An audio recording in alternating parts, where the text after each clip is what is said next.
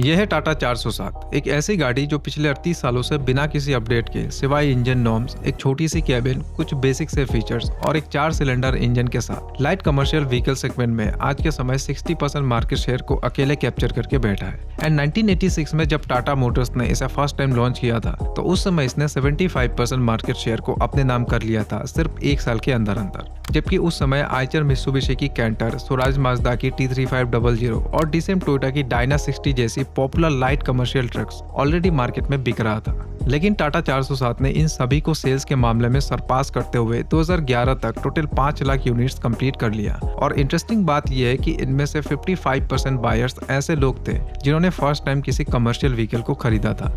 Even 407 की पहुंच सिर्फ कमर्शियल व्हीकल तक ही सीमित नहीं है, क्योंकि 1990 के आसपास टाटा 407 की प्लेटफॉर्म पर 1224 सीटिंग कैपेसिटी वाली इंटरसिटी बसेस को भी लॉन्च किया गया था, जो आज के समय भी बहुत सी सिटीज में ऑपरेट होती है। और तो और आज के समय टाटा 407 को इंडियन पैरामिलिट्री फोर्सेस के द्वारा भी ह्यूज नंबर्स में इस्तेमाल किया जाता है, खासकर ट्रूप्स और कैंटीन की सामान कैरी करने के लिए।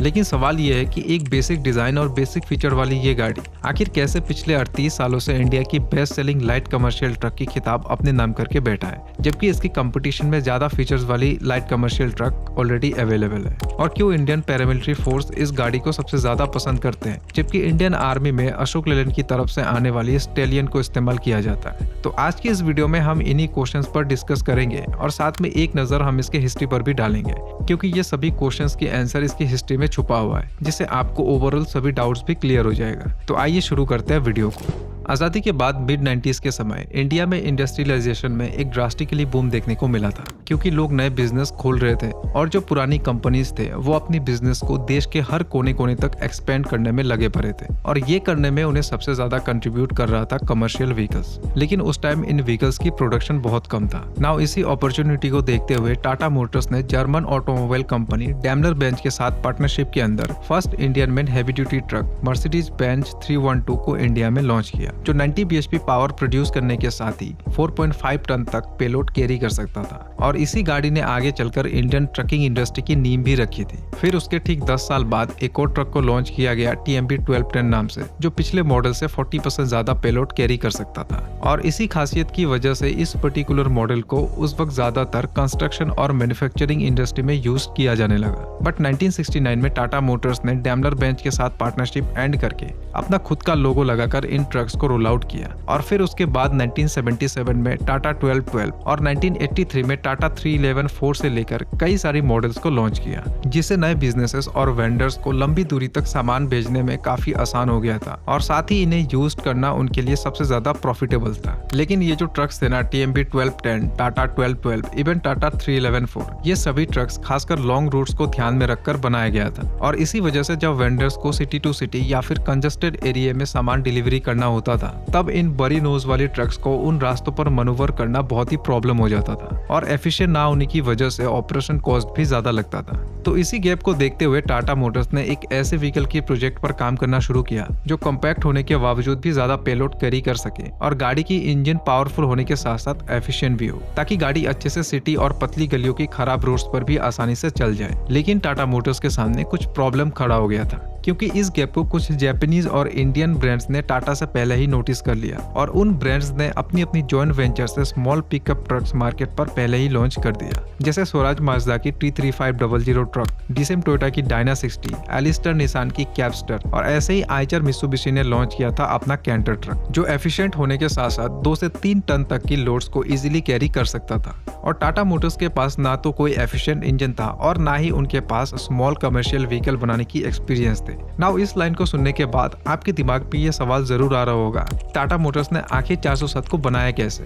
तो देखो, टाटा मोटर्स ने 407 को डिजाइन करने में 3 अलग अलग कंपनी से हेल्प लिया, जिसमें सबसे फर्स्ट था स्टीयर्स की 591 ट्रक, जो मिड 80s में लॉन्च किया गया था। लेकिन इस ट्रक की लाइसेंस और मैन्युफैक्चरिंग टूल्स को टाटा मोटर्स ने खरीद लिया स्टीयर्स से। लेकिन ये जो स्टीयर्स 591 ट्रक था ना, ये भी एक जर्मन जर्मन कंपनी हैनोमेग हैंशेल की F55 ट्रक की डिजाइन से इंस्पायर्ड था, जिसे बाद में मर्सिडीज ने एक्वायर कर लिया था। और इस ट्रक को फिर मर्सिडीज बेंज ने T2 नेम से लॉन्च किया, जो 1967 से 1996 तक मार्केट में सेल किया गया था। और इसी वजह से कुछ लोगों का ये मानना है कि जो टाटा 407 है ना, वो इसी T2 मॉडल से कॉपी किया गया है, जबकि ऐसा बिल्कुल नहीं है। एंड इसीलिए मैंने कहा था कि इस गाड़ी की डिजाइन को 3 अलग अलग कंपनीज के ट्रक से लिया गया है। नाउ डिजाइन के बाद अब बारी था एक इंजन बनाने की, बट टाटा मोटर्स को इसमें एक्सपर्टीज ना होने के चलते उनके इंजीनियर्स ने कमिंस से एक 6 सिलेंडर इंजन ली और उसको मॉडिफाई करके एक कॉम्पैक्ट 4 सिलेंडर 3 लीटर इंजन में कन्वर्ट कर दिया। एंड ये इतना रेवोल्यूशनरी इंजन था कि बाद में इसे टाटा ने टाटा हिताची की हैवी कंस्ट्रक्शन व्हीकल से लेकर टाटा सफारी डिकोर में भी इस्तेमाल किया था।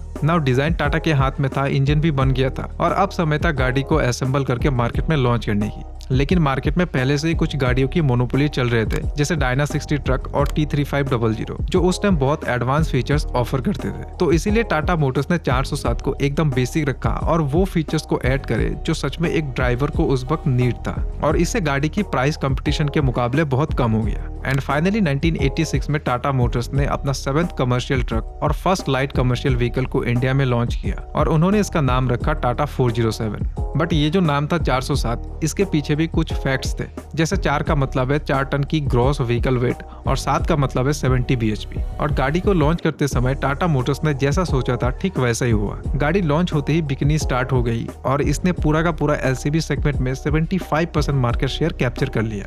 लेकिन क्वेश्चन ये है कि टाटा 407 इतनी जल्दी मार्केट को कैसे पकड़ लिया, जबकि टाटा की कंपटीशन में वो जापानीज ट्रक्स थे जिन्हें उस टाइम सबसे बेस्ट लाइट कमर्शियल ट्रक माना जाता था। वेल देखो, टाटा 407 की सक्सेसफुल होने का सीधा रीजन है value for money product. Tata Motors ने 407 को बनाते समय उन फीचर्स में सबसे ज्यादा वर्क किया था जो कंपटीशन ऑफर नहीं कर रहा था, जैसे ज्यादा पेलोड कैपेसिटी। टाटा 407 लेंथ में छोटी होने के बावजूद भी कंपटीशन में मिलने वाली ट्रक से ज्यादा पेलोड कैरी कर सकता था। दूसरा था एफिशिएंसी। टाटा 407 की 3 लीटर डीजल इंजन न सिर्फ अच्छी माइलेज ही देता था, बल्कि उसके साथ 70 bhp की पावर और 225 Nm की टॉर्क भी निकालती थी। और टाटा मोटर्स ने इस गाड़ी की सर्विसिंग सेट किया था 40,000 किलोमीटर पे और वारंटी दिया था 3 लाख किलोमीटर की, जो आई थिंक कंपटीशन में और कोई भी ऑफर नहीं कर रहा था। तीसरा रीजन था reliability and pricing. Tata Motors ने 407 में एकदम बेसिक फीचर्स ही ऐड करे थे, जिससे इंपोर्टेड इलेक्ट्रॉनिक्स बहुत ही कम इस्तेमाल हुआ था एंड इससे ओवरऑल गाड़ी की प्राइसिंग बहुत कम हो गया, जिससे गाड़ी को एक इंडिविजुअल ड्राइवर से लेकर बिजनेस ओनर भी आसानी से अफोर्ड कर सकते थे। और तो और टाटा मोटर्स की एग्जिस्टिंग ट्रक्स की वजह से इनका सर्विस नेटवर्क पूरे इंडिया में पहले से ही फैला हुआ था, जिससे लोगों के लिए सर्विस की एक्सेसिबिलिटी आसान हो गया, जो जापानीज ब्रांड में लैग हो रहा था। और देखा जाए तो पिछले 38 सालों में टाटा मोटर्स ने इस गाड़ी को सिर्फ 2 से 3 बार ही अपडेट किया है, वो भी जरूरत पड़ने पर। जैसे लेट 20s में इसका फेसलिफ्ट लॉन्च किया था थोड़ा सा रिफ्रेश करके, फिर 2009 में इसका पिकअप और CNG वर्जन को लॉन्च किया, फिर 2020 में इंजन नॉर्म्स के चलते इसको अपडेट किया एंड इसी वजह से गाड़ी आज भी हर किसी के लिए अफोर्डेबल है।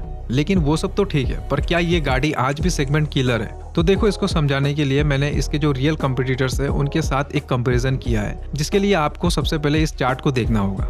देखो, टाटा 407 की 4 से 5 गाड़ियों के साथ ही कंपटीशन है, लेकिन कुछ लोग इसे बोलेरो पिकअप के साथ भी कंपेयर करते हैं, जो एक्चुअली में करना नहीं चाहिए क्योंकि उसका प्राइस भी इससे बहुत कम है। तो अभी सिर्फ 3 से 4 मॉडल्स ही बचता है और अगर आप उनको भी कंपेयर करके देखें प्राइस टू परफॉर्मेंस, तो टाटा 407 सबसे ज्यादा वैल्यू फॉर मनी प्रोडक्ट है। जैसे आईचर प्रो टाटा 407 से सिर्फ 118 kg ज्यादा पेलोड कैरी कर सकता है, लेकिन वो टॉर्क भी कम निकालता है 407 से। वहीं अशोक लेलैंड पार्टनर 4 और भारत बेंच 1015R की प्राइस भी ज्यादा है और ज्यादा प्राइस लेकर भी वो उतना ज्यादा कुछ ऑफर नहीं करता है। बाकी बचा महिंद्रा जयो की प्राइस भले इससे कम है और पेलोड भी ज्यादा कैरी करता हो, लेकिन उसका पावर और टॉर्क 407 से बहुत ही कम है। नाउ अगर आप यहाँ तक पहुंच चुके हैं तो आपके दिमाग में एक सवाल जरूर घूम रहा होगा, और वो ये है कि टाटा 407 को पैरामिलिट्री में क्यों यूज किया जाता है जबकि इंडियन आर्मी स्टैलियन क्यों यूज करती है। तो देखो, इसका कोई एग्जैक्ट आंसर नहीं है क्योंकि इंटरनेट पर इसके बारे में हमें उतना ज्यादा इन्फॉर्मेशन नहीं मिला, लेकिन मुझे ये लगता है कि 407 की रिलायबिलिटी, इसकी लो मेंटेनेंस कॉस्ट और इसके रगड परफॉर्मेंस की वजह से ही पैरामिलिट्री के द्वारा इसको यूज किया जाता है, और इसका कॉस्ट भी अशोक लेलैंड स्टैलियन से 3 से 4 गुना कम है। तो बस आज के वीडियो में इतना ही। आई होप वीडियो काफी इन्फॉर्मेटिव था, और अगर कोई इंपॉर्टेंट इन्फॉर्मेशन को मैंने मिस कर दिया है तो प्लीज कमेंट में उसको बता देना। तो मिलते हैं नई वीडियो में।